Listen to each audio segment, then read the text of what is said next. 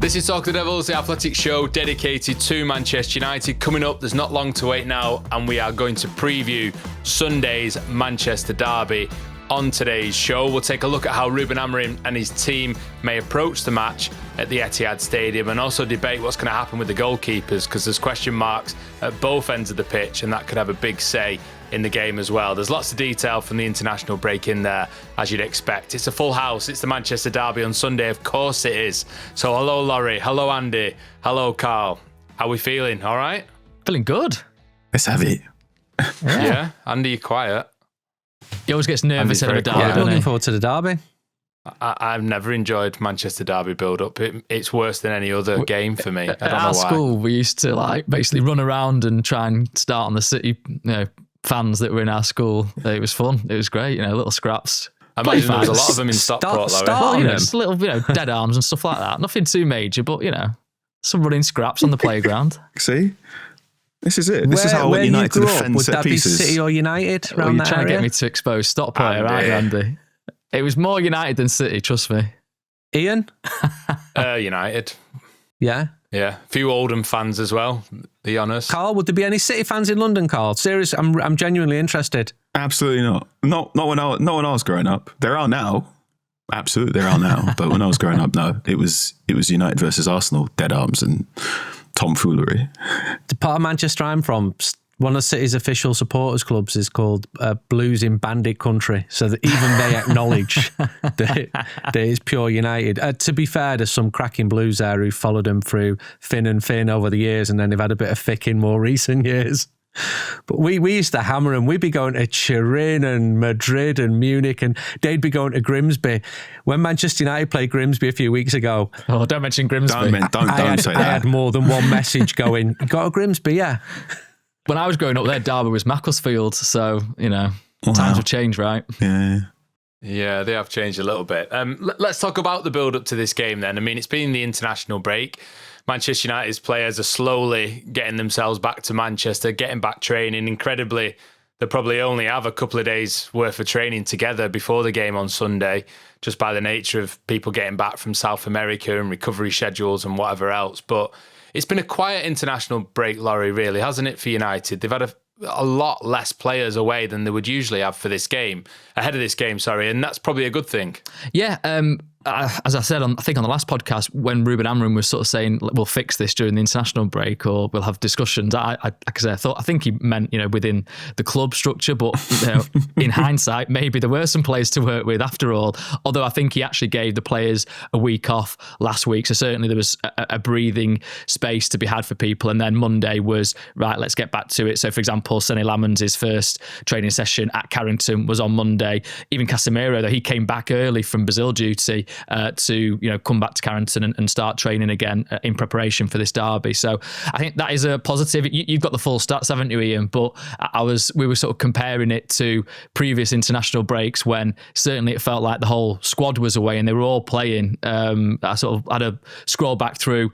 For some reason, I just picked out September 2022 international break because that was one that actually came back to a Manchester derby at the Etihad. Can you remember what score that was that day? 6-3?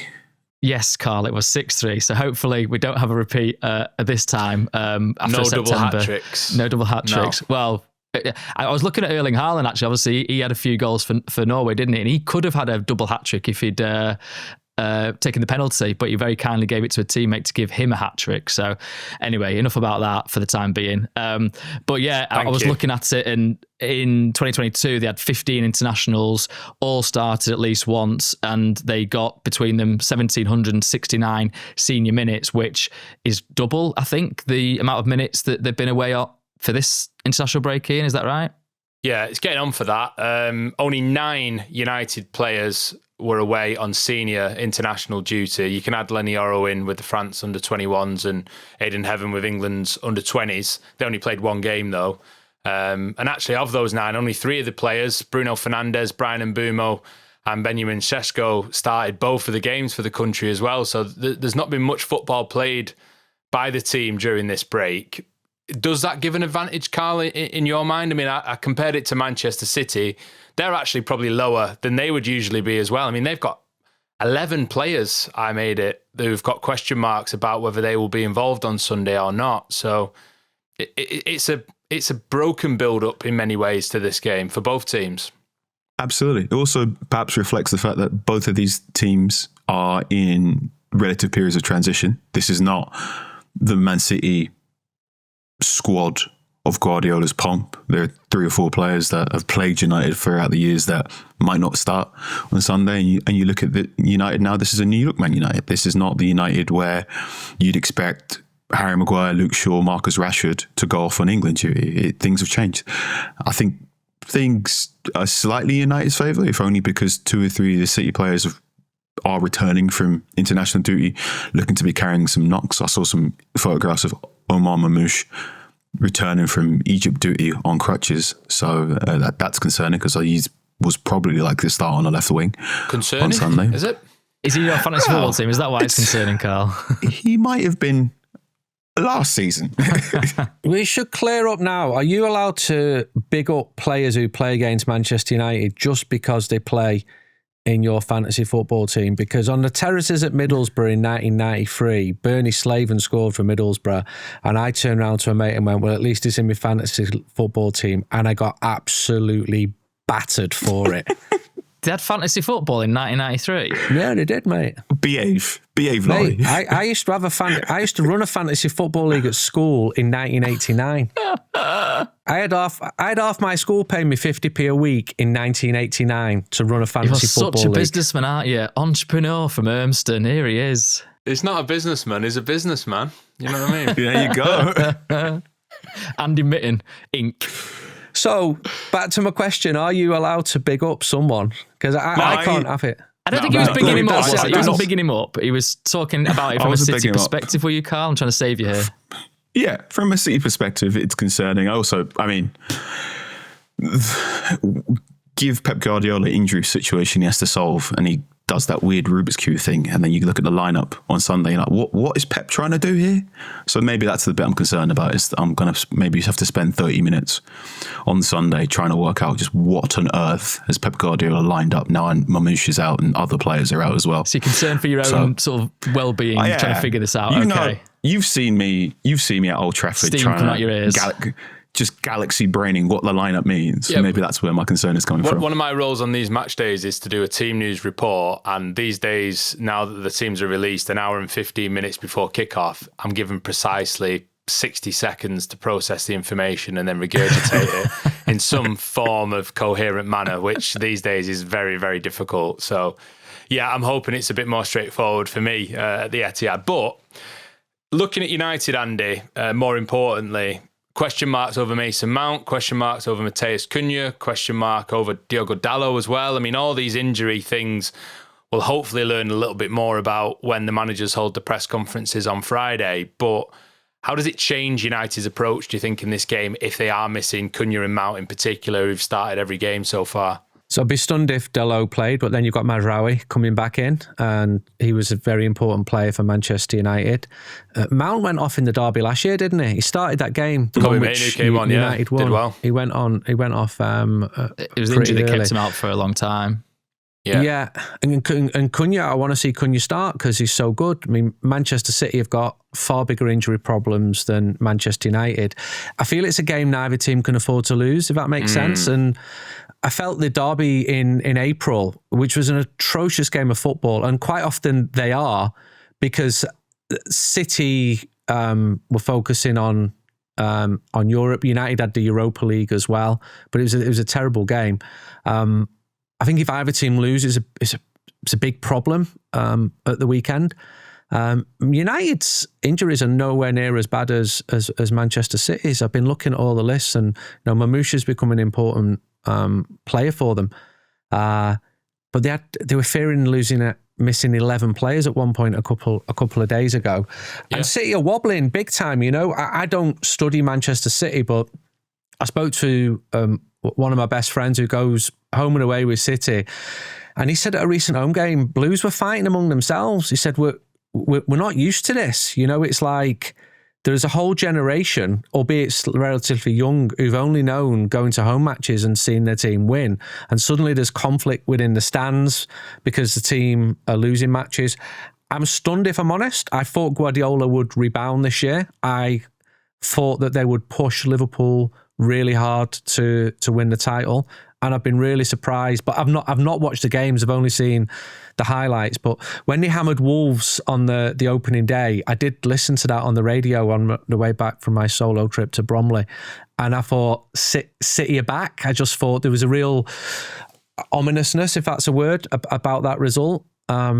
The wobbling, I hope they wobble big time on Sunday and Manchester United beat them 2-1 again in the last minute. Yeah, I mean, I have seen City games. I worked the game at the Etihad against Spurs and they looked okay. They looked more like their old selves for the first period in that game. But as soon as they conceded it, and then obviously James Trafford then made the error for the second goal pretty quickly after that, they never really looked like recovering from it, which, you know, we're so used to seeing them so powerful and responding even when they've had setbacks in games, not least against Spurs in the past as well. I think they've been 2-0 down at half-time to them at the Etihad and come back and won before now. But yeah, it's the worst start in terms of losing 2 of the first 3 in a league season ever for Pep Guardiola as a manager. And just to put it in context, if United could win on Sunday at the Etihad Stadium, it would be the first time that City have lost 3 times in their opening 4 games in the Premier League since Alan Ball was in charge in 1995-96. So it'd be a great result. After all, you've got Alan Ball. So it would be great to get the victory for United and obviously forward, you know, press on with what United want to do and underline some of the optimism that the results have not quite brought yet. But it'd be fantastic to stick City back to 1996 again, wouldn't it, in that sense? So, interesting. In terms of the record at the Etihad as well, Carl, there's a lot of good memories for United in recent times. And even poor United teams have gone to much better City sides and won. And even last season, they managed to do it. So that in itself will give confidence, won't it? Yep. So over this international break, I rewatched the 2-1 win from last season. Wrote a piece on The Athletic now talking about how Amorim is trying to bait the press a lot more. We've seen it across pre-season and in the early games. And I think that may have played a factor into why the performance against Arsenal was better than, say, the performance against Fulham, because Arsenal, bigger team, more inclined to go after the ball and try and control games, pushed up high, and United were trying to play around the press, whereas Fulham were a little bit more content to sit back and ask United to break them down. I think City will push up and try and nick the ball. So if the back 3, the back 5 can get their X's and O's together, the options are on. And we saw a lot in December of Lisandro Martinez being the free man, left centre back, and that opportunity can occur again. A lot of what United want to do this season is all about baiting the press, working around it, getting the ball into the wide channels, and if one of the channels is blocked, a quick switch into the other one. That is a technique that, in general, in theory, suits playing the bigger teams, and I think that can help. I know Andy's just brought up the really boring 0-0 in April. I also did some looking. When was the last time United played City when United were higher up in the league? The people at Opta told me it was December 2020, where United was 7th and I think City were in 8th. That was also an incredibly boring 0-0. Was this the one that's that I the loved? Game where yes, it's the one that you loved, and the one where Martin Tyler on commentary went De Bruyne, De Gea, De Derby. I just a bit of comms that's always stuck in my head. Iconic. Yeah. 5 years. The last time United were above City going into the Manchester United Derby in are, the Premier League. depending on how you want to count the Community Shield and penalty shootouts, United are unbeaten in 4 against Manchester City. It's the first time in quite a bit they're ahead of them in the table. United won the most recent Premier League game. City lost it. Normally, we should be talking about City as being the crisis club and having the crisis baton for the entire international break, and people go, "Oh, has Pep lost it? Oh, is this his last season?" It's quiet because unfortunately, there's just not enough people who care about Man City. So, Andy, what concerns you? Losing the game. I think that both teams are very fragile points in the season. I think the mood has yet to be set among Manchester United fans. We've seen some good, we've seen some really bad at Grimsby. I want to know how good Manchester United are. And there is a cliche that form goes out of the form, out the window for derby matches. And there's elements cliche, of that. Yeah. That well-known cliche, which I got wrong when I just said it then. I just feel if United got hammered, the mood would absolutely slump. I think it's a game which Manchester United and probably Manchester City have to survive, and whether that leads into another terrible... I loved Laurie singing then about that Oasis takeoff from Alan with Alan Ball. I think he should... A, does he remember the words? Because I don't really. B, we should do a podcast on the atmosphere and the songs that come out at some point in the future. But Manchester City in 1995 were a basket case. They went down final game of the season. United fans used to really hammer them. And Oasis were coming through, becoming big. And United fans took some of the Oasis songs, including that one Laurie was singing, to throw it back at City. Can you remember what it was, Laurie? And with Aaron Ball, you're going to win F all. Oh, okay. To be honest, that's all I remembered. I just thought it was a kind of ironic sort of, don't worry, you've got Alan Ball, obviously great player, but at that period as a manager, was he still the manager when they got the sums wrong on the last day of the season? You got Niall Quinn holding the ball up in the corner flag thinking that a draw was good enough and it wasn't good enough. I think something like that anyway. Again, different periods, right, for what they are now. But as Carl says, they are in this kind of fragile state, it seems to me. Because I watched back a few City games. I watched the one against Spurs on live. I think it was on TNT. And watching the highlights back again. And they are gettable. Like the way that they're sort of conceding these chances, the high line that they're now trying to do with Pep Linders as the assistant manager with Pep Guardiola, the two Peps. John Stones is obviously pushing up, and you kind of, when it's those long balls down the line, like Lisandro Martinez did for Ahmad at the Etihad last season, it seems to be that's where teams are getting some chances. So obviously the Johnson goal at the Etihad comes from that sort of way. Even there's a Wolves goal that gets disallowed. That's a kind of first time cross into the box, and it's an offside. It's a good push up by Stones. But there's those moments that if United can time it right, that Casemiro loves a first time pass down the line. You love that Bruno puts the ball into the box in that kind of way. So let's see. I'm intrigued as to who is that front three, because if you've got Cunha and Mount both out, surely Sesko has to start. But then Ahmad and Mbeumo, could they both be number 10? They both like that right-sided number 10 role. So does Bruno Fernandes then push up again? And do you get Kobbie Mainoo in the deeper midfield role again? So I'm intrigued by those sort of different selections that Amorim's got. But to echo Andy's point, I don't think we can underestimate how big that Bruno Fernandes penalty goal was in injury time against Burnley to just change the mood a bit. But if they lose badly to City, that will all come crashing back again, I think. Is Ryan Cherky playing? No, he's out. He's out for He's months. out for 2 months. Yeah. Okay. 2 months. Okay. Yeah. It's interesting you mentioned 95. So again, going through the archives, the last time United beat City in the derby by more than 2 goals, it was in the 95 season. So yeah, plenty of interesting. Is that right? That can't be right. United have beaten City by 2 goals on the Louis van Gaal, the 4-2. But in terms of a 3-goal advantage, it's not been since 95. So this derby it's fascinating in the ebbs and flows and the periods of dominance. And I think it is quite interesting to me that obviously City and United have entered this season with 2 perhaps different objectives. They're both in transition, but currently, even though I'm sure Amorim will make some sort of joke about how United are the underdogs, actually the old school form book, it's slightly in United's favour. Just about.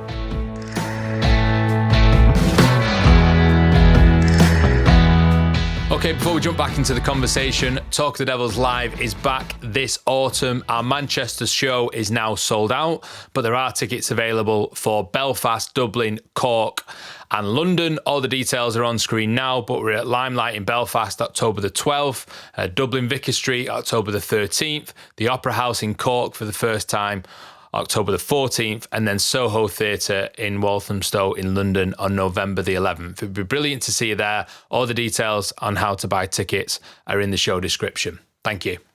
Okay, Carl's going to tell me off, but let's talk data. Let's talk tactics ahead of the Manchester derby on Sunday. Because, Carl, it's very early. It's a very small sample size, but I can't help but be sucked in and be encouraged by some of the numbers associated with Manchester United's start to the season in an attacking sense. Now, forget goals scored, which is obviously the most important number associated with Manchester United's attack.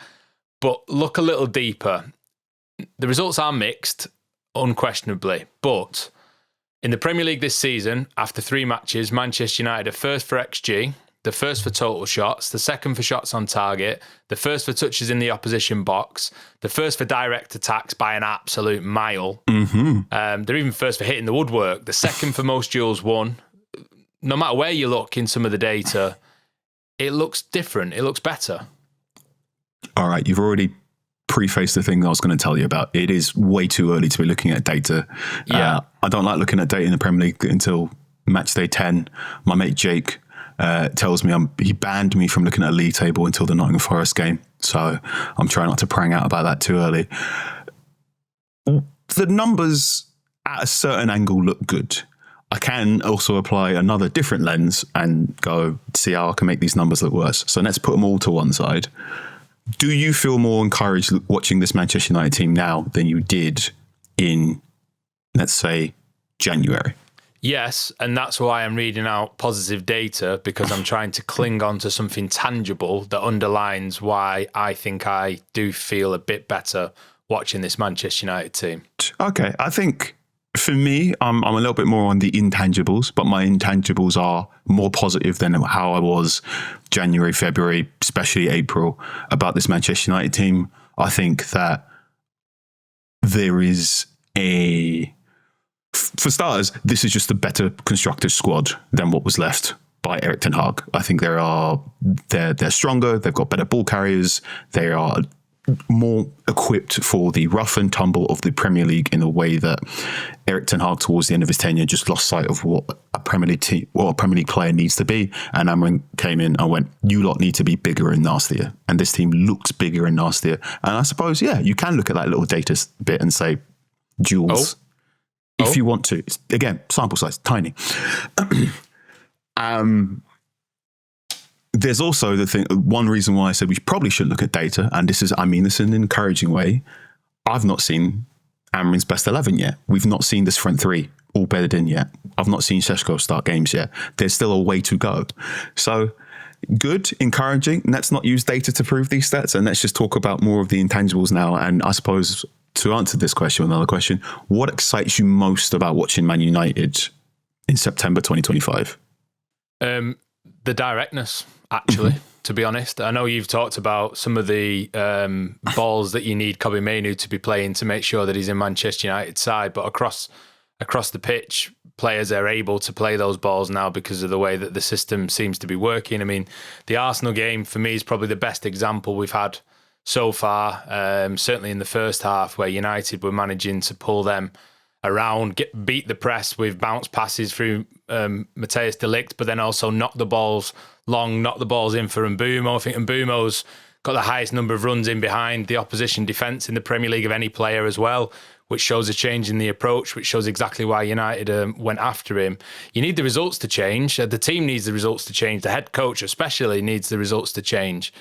But it feels like the way that Ruben Amorim wants Manchester United to play, United aren't there yet, but it feels like they are a step closer to it than they were last season. And some of the attacks, the fast attacks they've had, also feels more like what we expect from Manchester United. All those like little bits inside you from being a little boy or even a young adult watching the team being excited about the counter-attack and the speed and the pace on the break and wide players getting forward and all that sort of stuff. It does feel a little bit closer to that too. I mean, Andy, what do you think? So before this pod, in another part of my job, I work with top-level football managers and top-level people working in football, and I might annoy people. I can't name them because they probably don't want to lose their jobs for talking to me, but I go to these people and I said to them, how do you read Manchester United at the moment tactically? I'll read back some of the things that said. The free forwards on the pitch are ridiculously responsible for creation. Cunha and Mbumu are creative and consistent.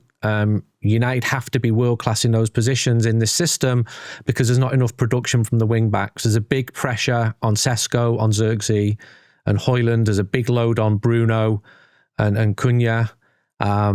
Another view is, with the back five system, you'll almost always end up using defenders as wingers. None of the other top teams do this, not City, not Arsenal, not Chelsea, not Spurs. With Dalot and Dorgu as wingers, you're essentially playing free forwards in your team. Other rival teams play 3-2-5, 3-2-4-1, which means they've got 5 attackers further up the pitch, 2 attackers, midfield, and 3 forwards.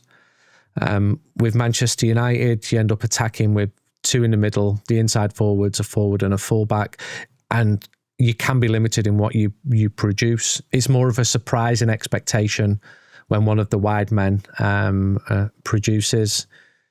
If you play Ahmad as a winger, then it's fine offensively, but not ideal defensively, even though he's done okay so far for Manchester United, but you still need more attackers on the pitch. So I could go on and on because I spoke to lots of different people, and I'm getting quite a mixed picture, a sense that this system is yet to convince people in football. I think we can see that with the results. I think we can see that with the 15th last season. The questions are, will it get better with the new players? Will it get better with time, with execution, with more training? Is it going to be right for the long term? The board certainly seem to be all in on Ruben Amorim, are the players brought into it? And it's only with games that we're going to start getting answers to this. If this system looks like it's working against Manchester City, your approval points are jumping 10%. You're like, whoa, I can see what I was trying to do all along. But I find it a really interesting subject to talk about, and I don't know the answer. And I think listening to you, Ian, and Carl, I don't know what Laurie's view is on it. This is still very much a work in progress. Yeah, I think that is definitely fair that it's a work in progress. Definitely, this is not the end goal by any stretch, and it feels like there's many more steps to come if indeed there is time to be able to get there, because the results need to be right. That's the most important part of everything. Laurie, what do you think? Yeah, I mean, it's kind of ironic that you're saying that the direct attacks are the thing that thrill you most, and certainly I would endorse that. I think it's the part of United's heritage, really. But I think Ruben Amorim's sort of natural instinct, or at least the style that he really came in with, maybe from Sporting, was more of a patient build-up and, kind of keeping hold of the ball. And that's why Alejandro Garnacho never quite fitted, because he was get the ball into space and let's run with it. Okay, maybe you've got the added elements of Bryan Mbeumo's game, who can knit together possession play. And obviously Cunha, we've seen it with the, great skills that he's had to kind of get onto those sort of balls into midfield and do the flicks and turns and then you're away, and then you have got that fast attack from that kind of quality bit of possession. But that's why I do think it could be really suited against Man City, because you talk about Mbeumo being the player with the most runs in behind. If he times just one of those right, that you'd feel like they're going to have a really good chance to score a goal. And I guess it's just then who's he squaring to? If he's squaring to Šeško, fantastic. I think he played a little bit, didn't he? He played a couple of games for Slovenia, got an assist in that one. And Mbeumo 90 minutes in both. Yeah, and Mbeumo curiously got brought off after 87 minutes with Cameroon losing a crucial World Cup qualifier to Cape Verde. I mean, he had just sprinted back to try and stop the goal from happening, didn't manage to catch up with the guy who scored. Belabor actually gave the ball away in that move, which was kind of interesting. Onana was obviously the goalkeeper. And so maybe he's, refreshed from that sort of 5 minutes of not playing for Cameroon. There was a pitch invasion at the end of it. I was thinking he's getting flashbacks to Grimsby here. Unfortunately, he wasn't in the middle of the pitch for that one. But generally the kind of play, it's this. There's certainly been questions about it, as Andy's touched on there, from people within the game, probably even from players. Maybe some of them aren't still at the club, in terms of the system being right for Manchester United or right for the Premier League football. Even when United first looked at Ruben Amorim, there was some, doubts maybe or questions about the system being so wedded to his approach, whether that would be appropriate for United and their squad. I think certainly Dan Ashworth, for example, was one that was kind of voicing that sort of query, shall we say. So for them to get to this point, he's had sort of 3 main players, plus then a goalkeeper and a left wing back, Diego Leon, that hasn't been featuring at all. So I take the point that the wing backs are a key area probably to improve, because Ahmad's been trialled there, hasn't he? Can he really make it as a right wing back? The defensive questions remain. Dorgu, I think, probably does. He's shown glimpses, right? But again, that attacking output needs to be of a high level to then really make this system flourish and make it more of an attacking sort of proposition. Which is why you sort of look at Luke Shaw, and as a left-sided centre-back, I think he could be an interesting person in this fixture as well, at the Etihad in particular. He scored, hasn't he, that great goal when he was advancing down the line. I think it was in lockdown, wasn't it? Or did he get the assist? I'm pretty sure he scored, didn't he? Yeah. In a 2-0 win, yeah. And if whether, only there was someone asking Luke Shaw about that very thing a few hours ago. I don't know if you know anyone. Yeah. Oh, okay. Yeah, weirdly. Was somebody? Oh, that very goal. Yeah. Okay, Yeah. that's fun. I mean, that's because he was getting forward against Burnley, wasn't he? And I wonder, that's the idea, right, of this system. If you've got the auxiliary centre backs being able to carry the ball, Lenny Yoro being another case in point on the other side, then it becomes more of an offensive output. It's just then if they sit back into a back five, it kind of becomes that counter-attacking. You know, I mean, Ole Gunnar Solskjaer, I think, did a back five, didn't he, at City, and managed to win the game. So, you know, it has been done before. But yeah, I don't know if I came down any particular side there, Ian, but just a lot of thought. Well, if you don't know, I don't know either, to be honest. But let's hear from Mark Carey, who was speaking on this very topic. Ruben Amorim's system, Manchester United struggles still, it feels, to adapt fully to what he wants, on the Athletic FC Tactics podcast last week. I think if you've got players who are more versatile, then naturally then you've got the team becoming a little bit more unpredictable. So if you've recruited certain players and you don't know exactly where they're going to play, if you then look at the lineup before a match day, you think, okay, are they going to maybe play off the left or the right? I'm thinking maybe Pedro Neto at Chelsea, for example, or are they going to maybe drop into a certain pocket of space in this game? But I think that's again, going back to the Manchester United example, maybe not in profile, but maybe going back to the system again, you know so clearly what it's going to be, and the players will maybe change accordingly, but you know that the 3-4-2-1 will be with certain patterns and automations. That in itself becomes predictable. And I mean, even in the past 5 or 10 years, like, the opposition analysis has just grown to such a degree that actually you don't really have to have even played the team to then understand maybe how you could get at them in the next game. So basically what I'm saying is working out that you can undo this Manchester United side with actually not too much difficulty, because the degree of analysis to be able to show how you can do that is actually fairly rudimentary as well, because not only is the system also not working as we've established, but it's so predictable that you know in each game how to unlock it. Yeah, there's lots of different aspects to that conversation on the podcast. So if you want an outside view of Manchester United's struggles with tactics in this system, then go and have a listen to that. Carl, one of the main criticisms there is that this system is too predictable. What do you think? Yes and no. I think we know how Manchester United want to play, and your previous answer where you mentioned the wall passes from Matthijs de Ligt, that is a very, very predictable build-up pattern we have seen from Manchester United under Edmonds. So the middle centre-back pushes up, goalkeeper passes the ball to the middle centre-back, and that centre-back then, one or two touches, will pass it to left and right to the wide centre-back. The wide centre-back going to try and knock into the channel. You've seen it multiple times. We've seen it multiple times. If you listen to this podcast and you start watching Man United games, look for that pass, and I promise you, you will not be able to unsee it. The fact that we all recognise it doesn't necessarily mean it's possible to stop every single time. And this is the great joy about football or any sort of team sport, which is just because you know what's coming doesn't mean you're going to be able to stop it. I still, to this day, when I'm bored, watch a bunch of Arjen Robben goals. Not the one in April 2010, but a couple others. And yeah, I know exactly what Arjen Robben's going to do. He's going to get down the line, he's going to cut inside on his left, and he's going to whack it, and it's going to maybe go top bins. Doesn't mean the defence could stop it. Predictability can be an asset. It can also be a detriment. If you do the predictable thing with speed, you can throw off an opponent. You do a predictable thing with a left footer rather than a right footer, that can throw off the defender, because defenders are used to doing things against right-footed players or right-handed players all the time.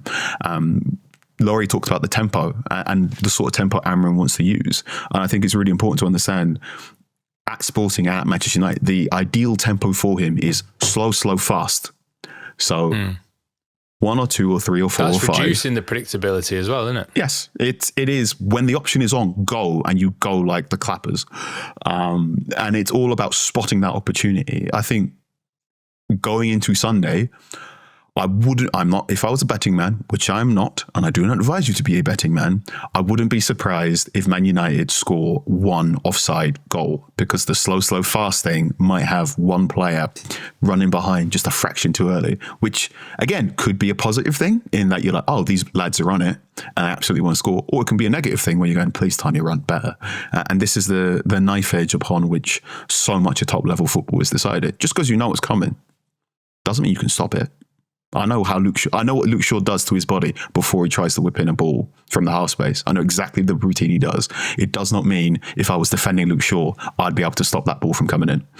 Mostly because I'm rubbish at football. Andy?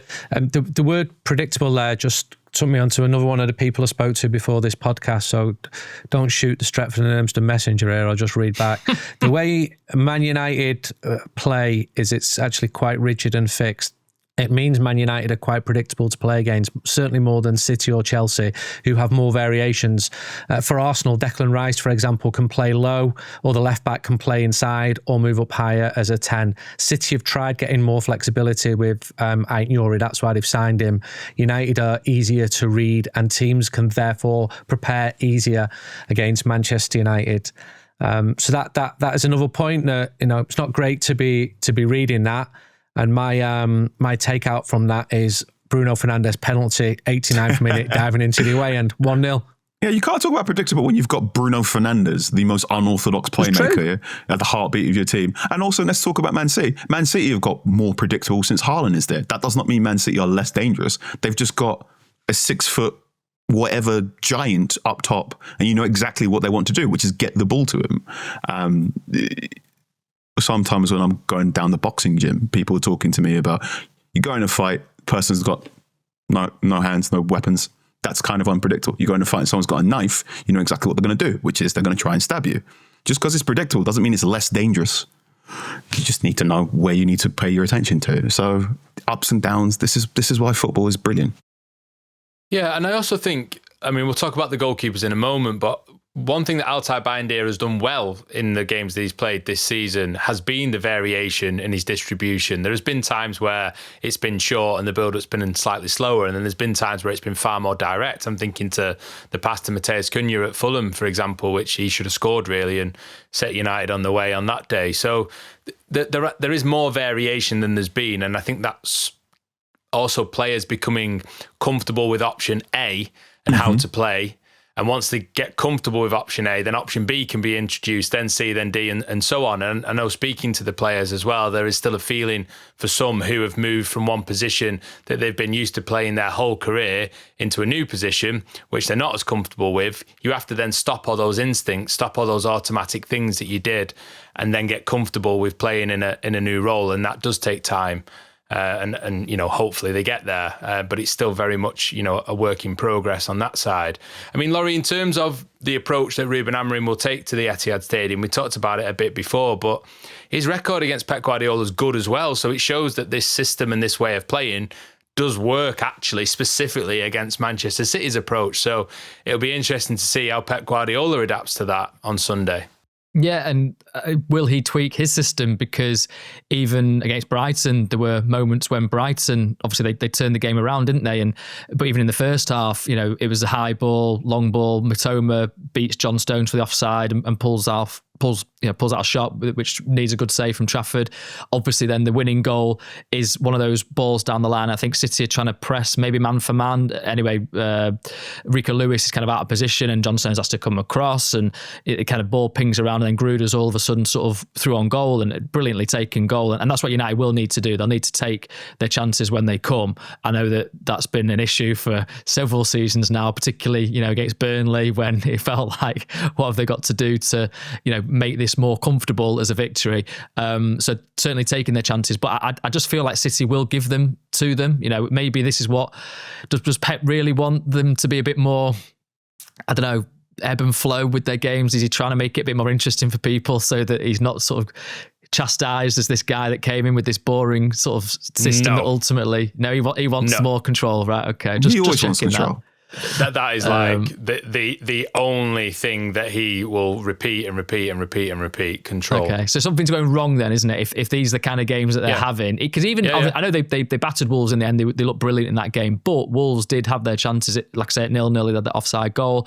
So yeah, I think there'll be opportunities there for United. And as Carl says, it's just about getting the right line, fed, getting the right sort of pass at the right moment, taking those opportunities to go fast when they see them. Right, one last topic to cover before we finish. This recording has badly overrun. Andy Mitten needs to go, so I'm going to give you just one final word on this before you shoot off, Andy. We're going to talk about goalkeepers. Who starts in goal for Manchester United and Manchester City on Sunday? And you want a one-word answer? Oh, well, you'd have to probably do at least 2 words to be able to say who's at first name and surname each end of the pitch. But yeah, Bayindir, Donnarumma.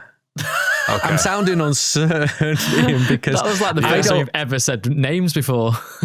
I don't know how the goalkeepers have been training this week. I quite like the element of surprise because I know Pep Guardiola listens to these podcasts. And I like to think that Guardiola's there going, you know what they're going to do? They're going to put Tom Heaton in because that's what these pesky Reds are going to do because they're still the kings of this city. Anything I can do cannot change that. I can win multiple European Cups, but all around the world, people will just say Manchester and they mean United and they don't mean City. Bayindir, quite prepared to be proved wrong, especially if Manchester United win the derby game. I'm like this now, just as I'm talking. I'm getting hyper for it. I'm so glad that you pivoted into a classic Andy Mitten rebel-rousing send-off before you. Yeah, we needed that before you went. If you're in the away end, 3,000 of you, you've got to absolutely give it your all for 90 minutes. No excuses. No repeat of that couple of years ago, 2022, when some people, including some good friends of mine, left. I think City had scored a couple of goals, so they did one at half-time. Let's just hope Manchester United are in a position to... Aerial shots of the away end exits at half-time again, definitely not. But Andy, brilliant to have you with us, as always. Thank you very much. Thanks for raising our spirits before popping off.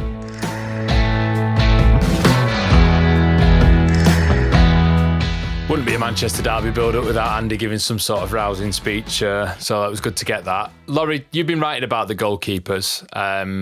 I've sort of having a bit of fun with Andy, really, just to poke him because he had to go about who would start. But there is a strange coincidence that the 2 goalkeepers at the start of the season we might have expected to start this game are actually going to start another game together somewhere completely different.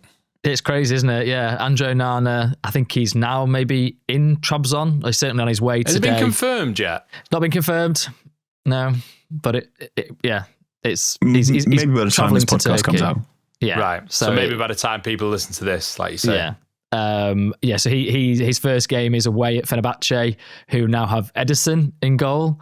It's been an absolute sort of shuffling of chairs on the goalkeeper front with these clubs because the keeper that Onana is replacing at Trabzonspor has moved to Galatasaray for a lot of money. He was playing for Turkey during this international break instead of Altay Bayindir. And so, yeah, it's kind of funny how everything's worked out that you've got the 2 goalkeepers that were, they started both Manchester derbies last season, Onana and Ederson, are going to be, I think, 1,700 miles away just at the time that they're going to be kicking off, just at the time that the derby is just about finishing, last sort of 15, 20 minutes.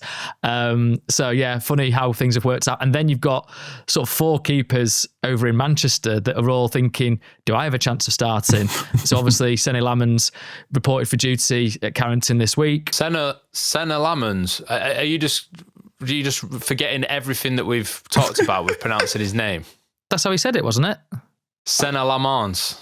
Well, it's same. Senna Lammens. Okay, fine. Senna Lammens. What did I say? I don't know. Anyway, the new Belgian goalkeeper who's 23, who wasn't selected in the Belgian squad by Rudy Garcia, who, as we re-established on the last podcast, was a candidate at least to be United's interim manager when Ralph Rangnick got the job. And there is some confusion because he actually called up 4 goalkeepers as well, Garcia, and Lammens wasn't one of them. Some suggestion that it was to do with the transfer, but then there was another player that was called up who had a transfer to Nice. So yeah, it's a curious one that he wasn't playing for Belgium, but I guess that's a good thing from United's point of view. They had him in the building earlier. I'm kind of with Andy. I think that, Amorim will probably stick with Bayindir just because it's the safer bet. And he was pretty strong, wasn't he, in his kind of defence of him after the Arsenal game. So, and as you've said there, the kind of passes out. Yeah, he's obviously had some bad errors, not least, from corners. Although it was kind of interesting. I don't know, did you see the Italy v Israel game this week where Donnarumma was playing for Italy, conceded 4 goals, but also at 0-0, punched the ball into his own net from a corner. As you've said, Carl, he isn't the best from corners. It got disallowed, a very generous refereeing decision to say that there was a foul on him. Certainly less of a foul than what Bayindir got against Arsenal, I would say. So does Pep Guardiola go straight in for Donnarumma? Surely he has to. They're paying him, I imagine, so much money given what he was, asking for from United. Is James Trafford happy about that? I'm pretty sure he was going to Man City thinking he was going to be the number 1. So yeah, I think it's a really fascinating picture with the whole goalkeeper situation. The difference with Donnarumma and Lammens is the fact that Donnarumma will have only got to the club at the end of this week. In fact, as we record now on Thursday, today might be the first day that he's even joining up with them. So he would then only have those 2 training sessions, at least with Lammens, that he's been there for a few days possibly. But I make you right. I think Altay Bayindir starts the derby as well. I think there is more of a question mark at the other end. And I think no matter who it is, Carl, it should in theory play into United's hands because, James Trafford has not been perfect so far. He's under a lot of pressure all of a sudden now with one of the world's best goalkeepers arriving at the club. And if it is Donnarumma, then he's only had a couple of days training with his new team.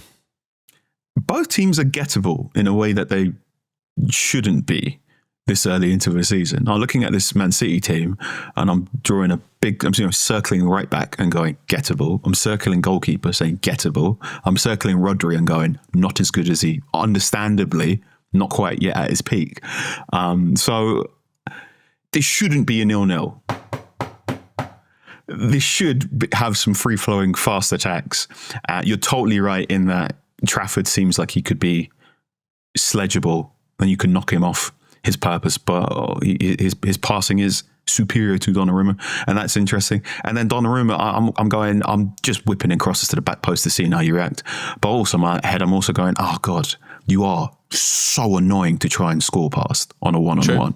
I've spoken to more than one member attached to the national team. They've spoken about just how big he looked in that Euro final. But then again, Luke Shaw got past them, so we'll see. Luke Shaw did give a good point. Interesting point. Wing back to wing back as well, that wasn't it? Does he start left wing back actually rather than left centre back? I don't think he does. No. Although he's played, have you noticed, he's played 80 minutes against Arsenal, this is Luke Shaw, 87 minutes against Fulham, 90 minutes against Burnley. I think he only did that once in the Premier League last season, full 90. So if he plays the full 90 against City, he's basically equalled the number of minutes that he played in the Premier League in the entirety of last season in the first 4 games. So I don't know, I kind of got a good feeling about Luke Shaw. And you've just made, I'd forgotten that European Championship final goal as well. If only we had, a player who could take corners and whip them into the back post to try and score Olympico goals. I don't know if you know anyone who might be able to do that in Manchester United's current squad. He was on the bike, wasn't he, this week? Yeah, he was sort of teasing people to suggest he might be, but yeah, we'll see. Maybe not fit enough to start. We'll have to wait again for Friday. Let's finish off then by trying to name the team, because I think there's so many question marks, isn't there, with this United side because of the injury issues and because we don't know the full picture yet. So why not? Let's do this and look silly. So, Laurie, I think did you lead on this last time? So, Carl, is it your turn to take the hospital pass? To Carl this. Yeah. Sure. Okay. All right. Let's do this. I'm going to go Bayindir in net. Same back three. Same starting back three we've seen. So we're going Luke Shaw, Matthias de Ligt, and then Euro. We are going to go Dorgu, Mainu, Casemiro, Mazraoui.